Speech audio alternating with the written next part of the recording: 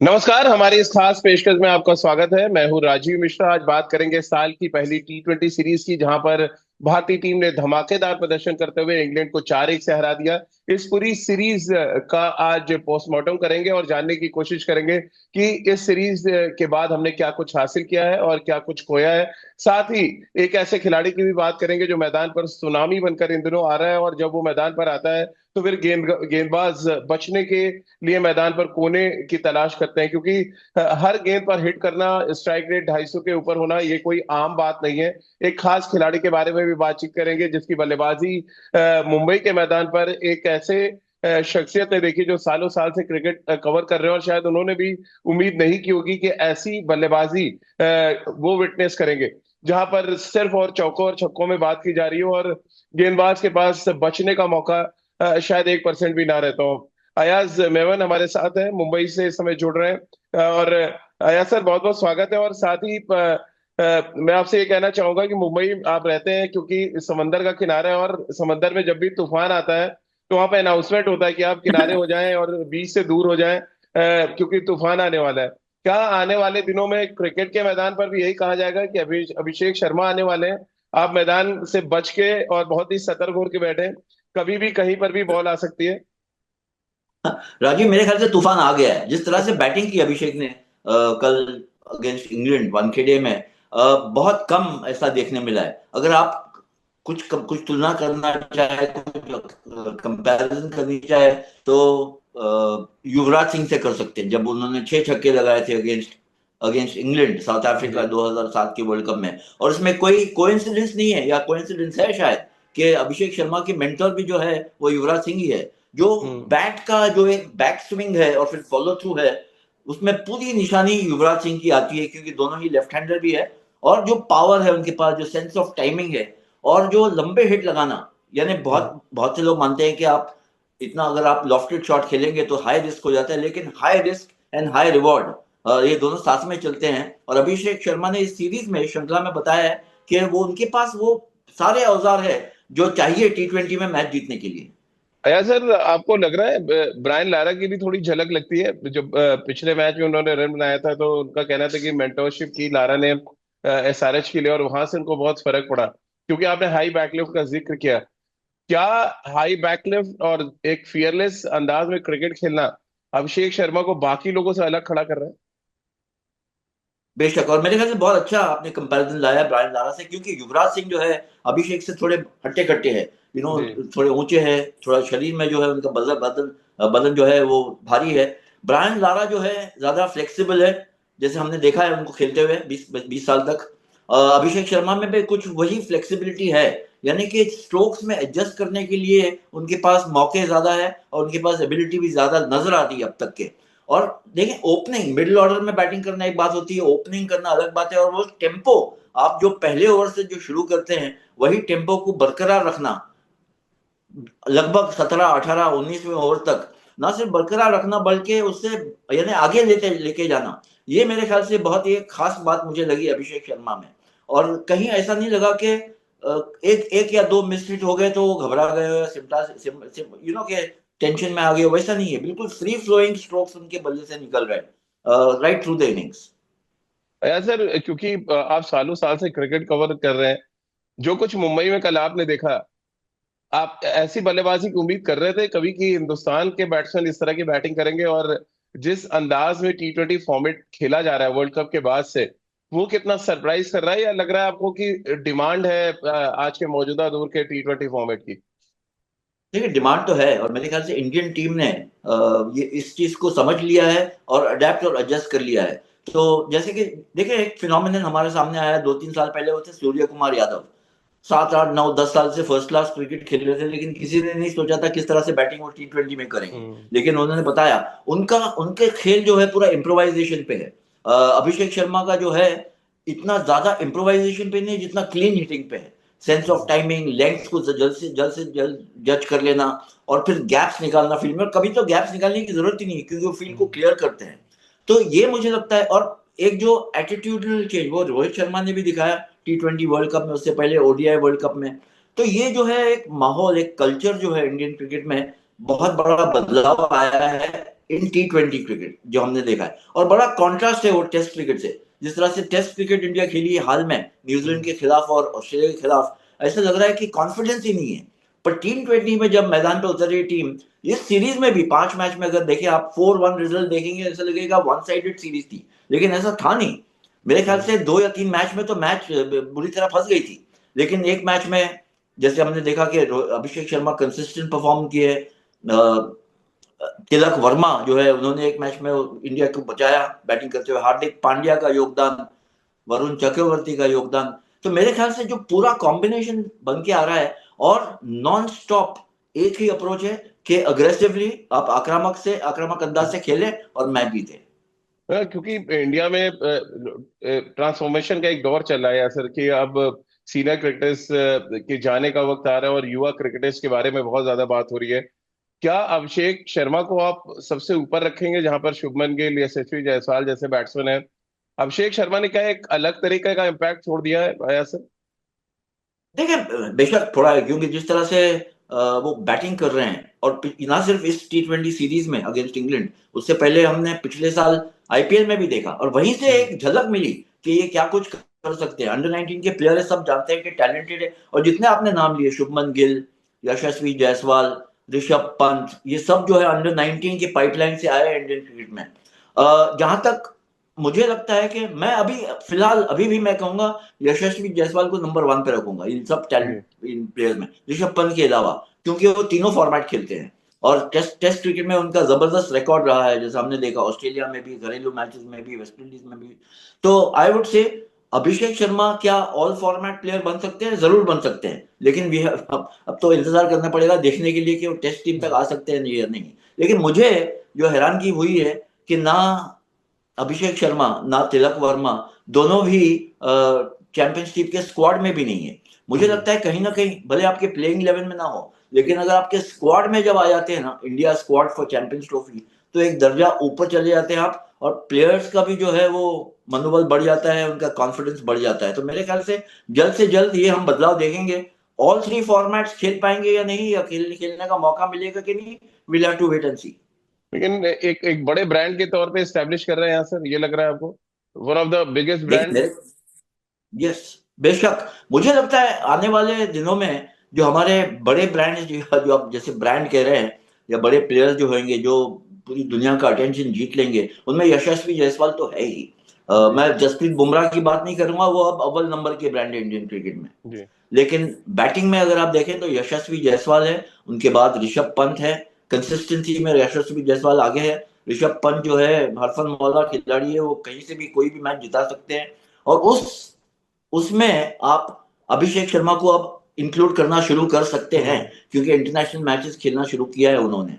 और चौथे प्लेयर भी जो है शुभमन गिल, जो थोड़ी सी उनकी गाड़ी अटक गई है, लेकिन 4 प्लेयर्स अगर आप देखें, 4 बैट्समैन जो 25-26 साल के हैं या थोड़े से कम है उससे, वो बताता है कि इंडियन क्रिकेट में बैटिंग टैलेंट कितना मजबूत है। जी। अच्छा सर, क्योंकि आपने चैंपियंस ट्रॉफी का जिक्र किया, इस पूरी सीरीज पे आगे बात करें उससे पहले, चैंपियंस ट्रॉफी में आप थोड़े सरप्राइज है, वरुण चक्रवर्ती का नाम नहीं है, इससे पहले बहुत नाम चल रहा था। बट कई एक्सपर्ट्स का जो जो जो उनको जानते हैं, मैं उनसे बात करी तो कह रहे हैं वो 4 ओवर ठीक डालते हैं। 10 ओवर में उनकी फिटनेस, और शायद वो 10 ओवर की क्रिकेट के लिए तैयार नहीं। आप कैसे देखते हैं इतना बड़ा मैच विनर जिसने अकेले दम पे इस पूरी सीरीज में, अगर सबसे बड़ी हाईलाइट मेरे लिए रही है तो वरुण चक्रवर्ती की गेंदबाजी। बेशक देखिए T20 में तो, और देखिए T20 में भी जब वो आए थे 4-5 साल पहले, तो फिर ऐसे लगा कि ये मैच विनर है, मिस्ट्री बॉलर है, लेकिन फिर उनको टीम से बाहर जाना पड़ा, फिर कमबैक किया। ये कमबैक बहुत इंपॉर्टेंट है, क्योंकि हम्म। उन्हें उन्होंने अपनी बॉलिंग को भी सुधारा है, यानी कि कंसिस्टेंसी में, और फिटनेस को भी इंप्रूव किया है। लेकिन जो आपने बात कही वो बिल्कुल सही है, क्योंकि T20 में आप 4 ओवर खेलते हैं, और मेरी शिकायत ये होती है जो बॉलर्स है, खास करके हमारे प्योर बॉलर्स, कि उनकी फील्डिंग जो है अगर थोड़ी सी हल्की रही, और बैटिंग बिल्कुल नहीं कर पाते हैं, तो आजकल तो ये दौर है कि आप अगर बैटिंग बल्ला जो है, आप नंबर 11 के भी बैट्समैन हो, आपसे ये उम्मीद की जाती है कि आप 8-10-12 रन बना सकते हैं। अगर वो हम्म। नहीं कर सकते हैं तो फिर आप पीछे हो जाते हैं, क्योंकि इंडिया के पास ना भूले कि ऑलराउंडर्स भी बहुत है। आप हम्म। अक्षर पटेल, रविंद्र जडेजा T20 से अब रिटायर हो गए, लेकिन वॉशिंगटन सुंदर, ऐसे बहुत से प्लेयर्स हैं जो दावा रखते हैं कि वो ऑलराउंडर्स है। फिर आप हम्म। देख लें, जो दूसरे जो गेंदबाज हैं, अगर वो फील्डिंग में थोड़ा हल्कापन आ जाता है तो कंपटीशन की वजह से वो पीछे रह जाते हैं। तो मेरे ख्याल से बहुत मेहनत करने की जरूरत है समबडी लाइक वरुण चक्रवर्ती, कि वो दोनों डिपार्टमेंट फील्डिंग एंड बैटिंग में इंप्रूवमेंट लाए। क्योंकि 50 ओवर की ये मैच जो होती है ना, जैसे आपने कहा कि 4 ओवर के बाद आप, ऐसा नहीं होना चाहिए कि आपको फील्ड में कहीं छुपाना पड़े कि हाँ। आप रन लीक कर देंगे एज अ फील्डर, या बैटिंग में आपको ऐसा है कि सिर्फ नंबर 11 या 10 पे रखे हैं और सब दुआ कर रहे हैं कि आपकी बैटिंग आए नहीं। तो वो वो वो सिचुएशन नहीं पैदा हो, इसीलिए मेरे ख्याल से थोड़ी मेहनत और करने की जरूरत है ऐसे प्लेयर्स को। चलिए सीरीज पे आगे बात करें, क्योंकि पांचों मैच का एनालिसिस हम यहाँ पे कर रहे हैं। एक जो इम्पोर्टेंट मुद्दा हुआ आया सर पुणे में, उस पे भी एक रिएक्शन आपका जरूरी है। जो कंकशन पे जो रूल पे जिस तरह से हर्षित राणा को लाया गया, और जितना रूल मैं समझ पा रहा हूँ उसमें लाइक टू लाइक रिप्लेसमेंट होता है। क्या आप इस बात से सहमत हैं हर्षित राणा को जो मैदान पे लाया गया? क्योंकि यहाँ पर बहुत ज्यादा, वो चाहे सनी भाई हो, अश्विन का भी मैं स्टेटमेंट देख रहा था कि लाइक टू लाइक रिप्लेसमेंट कम से कम हर्षित राणा तो नहीं थे। बेशक मैं अग्रीमेंट में हूँ, सनी ने जो कहा है और अश्विन ने भी कहा है। अश्विन ने बल्कि एक स्टेप आगे कहा है, उन्होंने तो ये कहा है, बहुत इंपॉर्टेंट चीज कहा है उन्होंने उन्होंने कि ये डोमेस्टिक मैच नहीं, ये कोई आईपीएल मैच नहीं है, ये इंटरनेशनल मैच है। और आप एग्जैक्टली। इंटरनेशनल मैच में इस तरह का अगर सिस्टम लाएंगे कि लाइक टू लाइक नहीं है फिर भी आपने रिप्लेसमेंट दे दिया, तो एक मुद्दा खड़ा हो जाता है, और ये हुआ। ये तो आप 4-1 रिजल्ट देखेंगे तो ऐसा लगता है कि एकदम वन साइडेड, एक तरफा हो गया सीरीज। लेकिन अगर वो मैच पुणे में इंग्लैंड जीत जाती है और डिसाइडर पे जाती बात, तो सिचुएशन इक्वेशन बहुत बदलाव आ जाता है। बदल जाता मुझे है। लगता है एक थोड़ा सा ग्रे एरिया है जो आईसीसी को उसको एड्रेस करना पड़ेगा, जो टेक्निकल कमेटी की लाइक फॉर लाइक जो है। आप एक मैच हुई थी, मुझे कौन सा year था याद नहीं आ रहा है, लेकिन युजवेंद्र चहल ने रविंद्र जडेजा रिप्लेस किया था। रविंद्र जडेजा, हालांकि दोनों स्पिनर्स थे, लेकिन लाइक फॉर लाइक थे या नहीं, उस बार उस वक्त भी थोड़ा सा बवाल हुआ था। जी। क्योंकि युजवेंद्र चहल ने जाके मैच जिता दिया था। यहाँ पर आप शिवम दुबे जो है मेन बॉलर आपके है नहीं, फ्रंट लाइन बॉलर है नहीं। आप कह सकते हैं कि कुछ हद तक के ऑलराउंडर में गिनती होती है, क्योंकि कुछ ना कुछ एक दो ओवर डाल लेते हैं, पर अदरवाइज वो है टॉप ऑर्डर बैट्समैन, नंबर 6 तक आते हैं, नंबर 7 तक।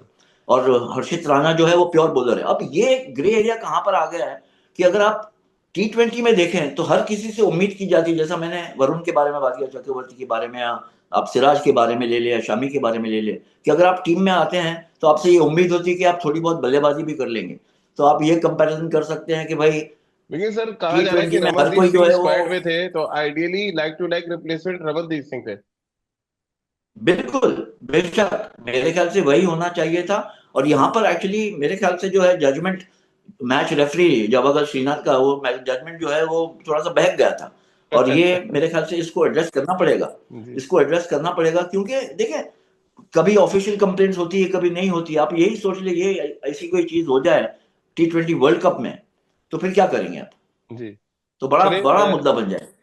बड़ा मुद्दा बन जाएगा। बड़ा मुद्दा है मोहम्मद शमी को ना खिलाया जाना इनिशियली, और सिर्फ 2 मैच खिलाया जाना भी रहा है सर। आपने क्योंकि मुंबई में उनकी गेंदबाजी देखी, 3 विकेट भी उन्होंने लिए। कितना रिदम में नजर आ रहे हैं शमी, और शमी का फिट रहना चैंपियंस ट्रॉफी के लिए कितना जरूरी है?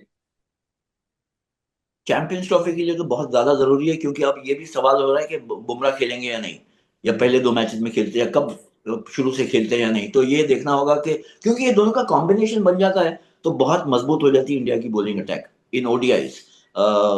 शमी का मेरे ख्याल से थोड़ा सा मिक्स बैग रहा है। शुरुआत में कुछ था, विकेट नहीं मिली पहली मैच जो खेले इस जी। श्रृंखला में, पहले तो 2 मैचेस खेले ही नहीं, तो ऐसा लगा कि भाई पता नहीं क्या हो रहा है, उनको मौका क्यों नहीं दिया जा रहा है। फिर विकेट नहीं मिली, फिर आखिरी मैच में 3 विकेट मिली। मेरे ख्याल से देखें, इस वक्त वानखेड़े में तो इंग्लैंड के बल्लेबाजों के पास कोई चारा नहीं था, तो आप कह सकते कि 3 विकेट्स बिकॉज वो चांस ले रहे थे तो मिल गया, वो ठीक है। लेकिन विकेट्स लेने से एक आपका कॉन्फिडेंस बनता है मोहम्मद शमी का, और मैदान पे रहने से, अगर आप ओवर्स डालते हैं, मैदान पे उतरे हैं, तो प्लेइंग कॉन्फिडेंस जो है वो बढ़ते जाता है। मेरे ख्याल से इस इस पहलू से अगर आप देखें तो बहुत इंपॉर्टेंट था कि शमी खेले और कुछ विकेट्स भी उनको मिले। अब आगे देखना है कि ओडीआई मैचेस में क्या करते हैं वो।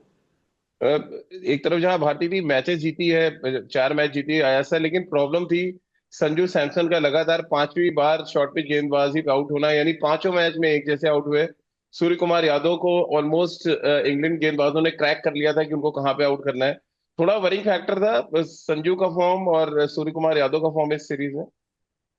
वॉरिंग फैक्टर तो नहीं कहूंगा, क्योंकि दोनों ही प्लेयर्स के लिए ऑप्शन बहुत है हमारे पास। अच्छा। फिलहाल जो है अगर आप देखें टैलेंट, जैसा मैंने कहा, इतना भरपूर है कि परेशानी की बात नहीं है, लेकिन परेशानी की बात उन दो प्लेयर्स के लिए है, खास करके संजू सैमसन। क्योंकि 8-9 साल से खेल रहे, कोई ऐसा नहीं है इंडिया में या ओवरसीज में जो उनसे खेला है फॉर और अगेंस्ट, उनके साथ या उनके अगेंस्ट, वो ये कहेगा कि उनके पास टैलेंट नहीं है। टैलेंट बहुत जबरदस्त है, लेकिन टैलेंट को आप किस तरह से ट्रांसलेट करते हैं, और क्योंकि इतना कंपटीशन है, क्योंकि आप इंटरनेशनल चांसेस आपको मिल रहे हैं, तो आप you have to make it count. आप अगर 2 मैच अच्छा खेलते हैं और फिर 6 मैच अच्छा नहीं खेलते हैं, तो वो इम्बैलेंस जो है मेरे ख्याल से संजू सैमसन को अफेक्ट कर रहा है। विकेट कीपिंग में भी देखिए आप कितने ऑप्शंस है विकेट कीपर बैट्समैन में। तो संजू सैमसन मेरे ख्याल से, एक तो ये है कि अप्रोच मेरे ख्याल से पूरी सीरीज में उनको खिलाया इस वजह से कि आप चाहते हैं कि वो अच्छा करे, हम्म। ये मौका आप देना चाहते हैं। सूर्य कुमार यादव का तो मेरे ख्याल से कुछ हद तक आप कह सकते हैं राजीव के लॉ ऑफ एवरेज ने उनको पकड़ लिया है, क्योंकि 2 साल से वो जो कर रहे थे उसमें सफल रह रहे थे, अब वो जो कर रहे हैं उसमें असफल रह रहे हैं। तो इम्प्रोवाइजेशन जो है वो उनकी गेम है। लेकिन इस बार जो है हर कोई जो ओपोनेंट है वो आपको वीडियो पे ट्रैकिंग करेगा, उसकी स्ट्रेटेजी बनाएगा, बोलर्स करेंगे वगैरह वगैरह, ये तो होना ही है। आपको उसके आगे बढ़ के उसको काउंटर करना है, वो इस सीरीज में तो एटलीस्ट सूर्य कुमार यादव नहीं कर पाए। अब ये है कि ना वो ओडीआई टीम में है, ना टेस्ट टीम में है, तो T20 में अगर उनका उनकी अटेंशन है, उनकी तवज्जो है, तो he has to perform consistently, और वो कैप्टन भी है। तो जी। कैप्टनसी से अगर आप देखें तो 4-1 का रिजल्ट बहुत अच्छा है, फायदेमंद है, लेकिन स्कोर जो है बहुत हल्के आए इस सीरीज में। सर इस बात को लेकर कितना सहमत है? पूरी पांचों सीरीज हमने देखा एक फास्ट बॉलर खिलाया गया, हार्दिक पांड्या सेकंड सीमर के तौर पे। अब बायलेटरल सीरीज को तो आप एक आईसीसी टूर्नामेंट की तैयारी के तौर पे देख सकते हैं। ऐसे में क्या रीजन आप देख रहे हैं कि गौतम गंभीर ने पहले मैच में 3 स्पिनर, बाकी जो चारों मैच खेले उसमें 4-4 स्पिनर खिला दिए? आइडियली क्या आपको लग रहा है कि हमको वही कॉम्बिनेशन खिलाना चाहिए जिससे हम बड़े टूर्नामेंट्स में जाएं? प्रायोरिटी क्या लगी आपको, बायलेटरल सीरीज जीतना प्रायोरिटी लगी या आप तैयारी करना एक प्रायोरिटी लगी आपको?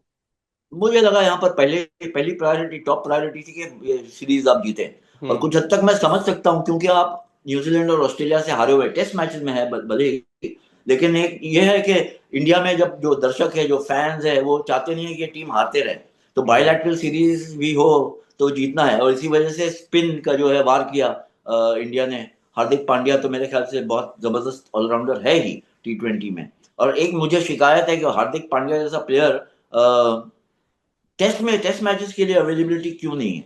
हम्म। आप इंजरी की अगर बात करते हैं, बॉडी की बात करते हैं, तो उसमें आप इंप्रूवमेंट लाए। आप सोचें कि विश्व में कितने ऐसे प्लेयर्स हैं जो फास्ट बॉलिंग ऑलराउंडर है, इन बिल्कुल। मीन गिनती पे आप गिन सकते। बेन स्टोक्स ने बॉलिंग लगभग बंद कर दी है, एक मार्को यानसन को छोड़ के, साउथ अफ्रीका के जो है, और वो इस कैलिबर के नहीं है। साउथ हाँ। अफ्रीकन पिचेस पे बहुत अच्छी गेंदबाजी कर लेते हैं, ओवरसीज नहीं। और फिर बचे पैट कमिंस, जो धीरे धीरे एक्चुअली ऑलराउंडर बन गए, क्योंकि वो बैटिंग भी बहुत अच्छी करते हैं, हम्म। बॉलर तो है ही अव्वल दर्जे के। तो मुझे लगता है कि हार्दिक पांड्या जैसे प्लेयर को, जो ऑल फॉर्मेट प्लेयर बन सकते हैं इंडिया के लिए, अब वो है कि वर्कलोड मैनेजमेंट करना है, फिटनेस मैनेजमेंट करना है। ये तो ये सब मुद्दे जो है ना राजीव, आप जानते हो कि पिछले 4-5 साल में उठे हैं। हम्म। पहले 20 साल 25 साल पहले कोई वर्कलोड मैनेजमेंट की बात नहीं करता था, वो कहते थे कि भाई बिल्कुल। हमें मैच खिलाइए, रेड बॉल हो या व्हाइट बॉल। तो चलिए, क्योंकि हार्दिक पांड्या का जिक्र आपने किया, अच्छा है कमबैक तो उन्होंने किया। इंग्लैंड की टीम आया सर, क्या अपनी पोटेंशियल पे नहीं खेली? क्योंकि one of the best side मानी जाती है T20 फॉर्मेट की। क्या रीजन आप देख रहे हैं कि इंग्लैंड के खासतौर से बैट्समैन हो, लिविंगस्टोन हो, ब्रूक्स हो, ये सारे बिल्कुल एक्सपोज हो गए इस सीरीज में? या देखिए मेरे ख्याल से उनकी टीम जो है पूरी डिपेंड हो गई थी जॉस बटलर पे। अगर वो हम्म। चलते हैं as a captain also and as a batsman, अगर जॉस बटलर का बल्ला नहीं चलता तो वो टीम बहुत परेशानी में आ जाती थी।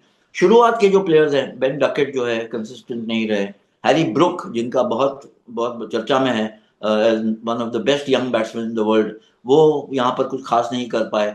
फिल सॉल्ट जो है, जो T20 के स्पेशलिस्ट माने जाते हैं, वो भी इक्का दुक्का एक मेरे ख्याल से हाफ सेंचुरी बनाई, ज्यादा कुछ खास नहीं कर पाए। सबसे बड़े डिसअपॉइंटमेंट रहे होंगे लियम लिविंगस्टन, जो बड़े हम्म। स्ट्रॉन्ग फिनिशर माने जाते हैं, बड़े लंबे हिट मारने वाले प्लेयर, लेकिन यहाँ पर स्पिन के खिलाफ तो बिल्कुल हक्के बक्के रह गए वो। तो और जोफ्रा आर्चर, मैं मानता हूँ एक्चुअली गेंदबाजी उन्होंने इतनी बुरी नहीं की, जी। बल्कि बैटिंग जो है अभिषेक शर्मा और तिलक वर्मा, जिस तरह से उन्होंने उनको काउंटर किया, उस वजह से इंग्लैंड जो है बैकफुट पे आ गई है। उनके पास बचा एक बॉलर आदिल रशीद, जो 4 मैचेस में तो अच्छी गेंदबाजी की, लेकिन 5वें मैच में अभिषेक शर्मा ने उनकी धज्जियां उड़ा दी। चलिए, तो इंग्लैंड क्योंकि T20 सीरीज हार गया है, अर्शदीप सिंह की गेंदबाजी की अगर बात करें सर, वो आप उसको कैसे देख रहे हैं? वो चैंपियंस ट्रॉफी में जा रहा है, उनका कितना बड़ा रोल आप चैंपियंस ट्रॉफी में देख रहे हैं, क्योंकि अभी भी उनको अपने आप को प्रूव करना है ओडीआई क्रिकेट में। जी हाँ, देखिए ओडीआई क्रिकेट का एक चैलेंज है। अर्शदीप, मैं कहीं पढ़ रहा था उनका इंटरव्यू, तो उन्होंने कहा मुझे तीनों फॉर्मेट खेलना है। तो ये हम्म। एम्बिशन जो है, ख्वाहिश जो है, बहुत इंपॉर्टेंट होती है। T20 में तो मेरे ख्याल से अब नंबर वन बॉलर बन गए इंडिया के। हाँ। और ओडीआई का खेलने का मौका मिला है, बड़ा अच्छा चॉइस है। क्योंकि लेफ्ट आर्म फास्ट बॉलर है। अगर बुमराह और शमी दोनों ही खेलते तो भी, अगर पिचेस में कुछ ऐसा लग रहा है कि तेज गेंदबाजों को सहायता मिलेगी, तो थर्ड ऑप्शन बहुत अच्छे हैं। हम्म। लेकिन अब जो है, यहाँ से चैलेंजेस और बढ़ते हैं, क्योंकि यहाँ पर फिर कंपटीशन ना सिर्फ सामने वाली ओपोजिंग टीम से है, लेकिन कंपटीशन आपको अपने प्लेयर्स से भी है, जो इंडिया में हम्म। खेल रहे हैं, जो सब चाह रहे हैं कि आप स्क्वाड में आए। तो बहुत जरूरी है स्क्वाड में आने के बाद आप विकेट लें, और कंसिस्टेंटली विकेट लें। सर, आखिरी दो सवाल। एक तो T20 सीरीज इंग्लैंड हार गई है, इसका कितना असर आप ओडीआई सीरीज पे देख रहे हैं? और ओडीआई सीरीज चैंपियंस ट्रॉफी की तैयारी के लिहाज से तीन मैचेस कितना इंपॉर्टेंट आप देख रहे दोनों ही सवाल देखिए, सवाल यह है कि इंग्लैंड का मोरल तो डाउन होगा, क्योंकि बुरी तरह से अल्टीमेटली 4-1 से हारी है टीम। हैं? कहीं ना कहीं लेकिन झलक थी एक कि वो अपसेट कर सकती है इंडिया को। तो उससे बचना पड़ेगा इंडिया को, क्योंकि 3 मैच की सीरीज है। आप चैंपियंस ट्रॉफी में जा रहे हैं, तो ये होगी ऑब्जेक्टिव आपकी, ये होगा आपका जो कि प्रायोरिटी ये होगी कि किसी भी तरह आप सीरीज जीत के जाए। अगर आप हम्म। तीनों व्हाइट वॉश करते हैं, तीनों मैचेस जीत के आते हैं, तो आपका मोरल और हाई हो जाएगा। लेकिन अगर आप हार के जाते हैं सीरीज, तो फिर टीम थोड़ी सी बैकफुट पे रहेगी। सबसे ज्यादा इंपॉर्टेंट है ये 3 मैचेस में द फॉर्म। रोहित शर्मा और विराट कोहली जो हम्म। रणजी ट्रॉफी में कुछ खास नहीं कर पाए, but red ball white ball में फर्क पड़ता है। और दोनों ही प्लेयर्स के लिए बहुत इंपॉर्टेंट है कि कुछ रन्स उनके पीछे हो जब वो हम्म। चैंपियंस ट्रॉफी में जब जाते हैं। क्योंकि कॉन्फिडेंस जो है टीम का, ना सिर्फ उनका, लेकिन टीम का कॉन्फिडेंस भी अगर ऊपर हो जाएगा अगर ये दोनों रन्स बनाते हैं। हम्म। ऐसा क्योंकि चलते थे आखिरी सवाल। विराट कोहली रणजी ट्रॉफी में फेल हो गए, रोहित शर्मा समेत तमाम दिग्गज, मतलब रविंद्र जडेजा को छोड़ दें और शुभमन गिल की सेकंड इनिंग्स में सेंचुरी छोड़ दें, तो ऑलमोस्ट सारे सुपरस्टार फेल हुए। अच्छी बात ये रही कि सबने डोमेस्टिक क्रिकेट खेला, खराब बात ये रही कि सारे फेल हो गए। कैसे आप देख रहे हैं जो इनिशिएटिव लिया गया और उस इनिशिएटिव में जो हमारे सुपरस्टार्स फ्लॉप हुए? देखिए, फेल हुए स्पोर्ट है। सक्सेस, कहीं आप सफल रहेंगे, कहीं असफल रहेंगे। मेरे ख्याल से बहुत इंपॉर्टेंट था कि एक प्रायोरिटी दें आप डोमेस्टिक क्रिकेट को, खास करके रणजी ट्रॉफी वगैरह जो है। तो ऑस्ट्रेलिया में अगर आप नहीं इतना पोरली परफॉर्म करते, तो शायद ये नौबत ही नहीं आती। लेकिन हम्म। अब आ गई है, तो बहुत इंपॉर्टेंट है, क्योंकि इसने बताया। देखें, जम्मू एंड कश्मीर ने मुंबई को हराया, रेलवेज ने दिल्ली को जो है काफी हद तक फंसाया था मैच में। हम्म। तो ये बताता है कि जो सामने यंग टैलेंट दूसरे टीम्स में है, अगर आप बड़े प्लेयर्स खेलते हैं तो उनको भी प्रेरणा मिलती है। जिस बॉलर ने हम्म। रोहित की विकेट ली या विराट की विकेट ली, आप सोचिए उसका कॉन्फिडेंस कितना बढ़ जाएगा। और हाँ। उनको देखते हुए और जो यंग क्रिकेटर्स है वो भी सोचेंगे कि हम भी ऐसा कर सकते हैं। अब ये है सवाल कि एक सीजन तो आप कर लिए, क्योंकि आप ऑस्ट्रेलिया से हार के आए और न्यूजीलैंड से हारे हुए थे। लेकिन क्या नेक्स्ट सीजन भी यही रहेगा सिस्टम, और उसके आने वाले सालों में? मेरे ख्याल से ये एक पॉलिसी बनानी चाहिए बीसीसीआई को, कि एक मिनिमम नंबर ऑफ मैचेस जो बड़े से बड़े हम्म। प्लेयर, सब प्लेयर्स जो है, उनको खेलना चाहिए। मैं एक फिगर ऐसे ही देता हूँ कि आप पूरे हम्म। सीजन में 3 फर्स्ट क्लास मैचेस खेल लें, डोमेस्टिक। डोमेस्टिक क्रिकेट आईपीएल भी है, लेकिन मैं उसकी बात नहीं कर रहा हूं। मैं फर्स्ट क्लास क्रिकेट की बात कर रहा हूँ, रेड बॉल क्रिकेट की बात हम्म। करता हूँ। तो उसमें 2 मैचेस रणजी हो सकते हैं, एक दुलीप हो सकता है, वगैरह वगैरह जो भी हो। लेकिन 3 मैचेस अगर आप खेलते हैं, पार्टिसिपेशन जो रहता है, उससे मेरे ख्याल से फायदा है डोमेस्टिक क्रिकेट को, बाकी जो प्लेयर्स खेलते हैं उनको भी, और जो प्लेयर खुद है बड़ा स्टार उसके लिए भी। अच्छा sir, under 19 women's world cup में भी हम लगातार चैंपियन मेरे दूसरी बार। कैसे आप देख रहे हैं वुमेन्स क्रिकेट जिस तरह से राइज कर रही है? वुमेन्स क्रिकेट तो मेरे ख्याल से बिल्कुल तेजी से आगे बढ़ रही है। अगर आप हम्म। देख रहे हैं तो देखिए, हमारे लिए जो हमारी सीनियर वुमेन्स टीम है, अगर आप ऑस्ट्रेलिया को साइड पे कर देना, तो हम सब टीम को हरा रहे हैं। एक हाँ। ऑस्ट्रेलिया जो है बड़ा हर्डल बन गया है इंडिया के लिए। वो T20 हो या ओडीआई हो, या जो भी 5 डे जो टेस्ट मैच जो उनके होते हैं, जो भी है, तो एक हर्डल बड़ा है। जैसा कि मेंस मेंस सिचुएशन में भी यही है। ऑस्ट्रेलिया सबसे बड़ा जो सामना है इंडिया का, वो ऑस्ट्रेलिया के खिलाफ है। लेकिन अंडर 19 में भी जो टैलेंट उभर रहा है, और जो चैंपियनशिप जीत रहे हैं हम, आईसीसी टूर्नामेंट जीत रहे हैं, ये बता रहा है कि कितना फैलाव है अब विमेन्स क्रिकेट में। पहले ऐसा लग रहा था कि आपके पास टीम, इंडियन विमेन्स टीम में रुचि तो है, लेकिन प्लेयर्स कहाँ हैं। अब भरपूर प्लेयर्स विमेन्स क्रिकेट में भी आ रहे हैं, उनका आईपीएल भी शुरू हो गया है। तो मेरे ख्याल से जो पूरा क्रिकेट का अगर आप देख लें, वो इकोसिस्टम बहुत ही, मुझे लगता है कि बहुत ही मजबूत नजर आ रहा है इंडिया में। चलिए सर, बहुत बहुत शुक्रिया तमाम अपडेट्स देने के लिए, तमाम जिस तरह से विश्लेषण आपने किया इस पूरी सीरीज का, और जैसा कि आपने उम्मीद जताई कि चैंपियंस ट्रॉफी की जो तैयारी के लिहाज से इंग्लैंड के खिलाफ जो सीरीज है बड़ी इंपॉर्टेंट है। विराट रोहित का रन बनाना बहुत जरूरी होगा इस सीरीज में, ताकि वो कॉन्फिडेंस के साथ चैंपियंस ट्रॉफी में जाएं। और जिस तरह अय्यर सर ने एक सजेशन दिया, एक तो अभिषेक शर्मा जैसे खिलाड़ियों को आपको स्क्वाड में रखना चाहिए था, और दूसरा कि जब आप रणजी ट्रॉफी के लिए जो आपने शुरुआत की है, ये शुरुआत भर ना रह जाए। हर सीजन में एक प्रैक्टिकली इसको कम से कम 3 मैच कंपलसरी करना चाहिए हर खिलाड़ी के लिए, कि वो आके डोमेस्टिक क्रिकेट में 3 मैच जरूर खेलें। अब आज की हमारी इस खास चर्चा में फिलहाल इतना ही। बहुत बहुत शुक्रिया यार सर, आपका हमारे साथ जुड़ने के लिए।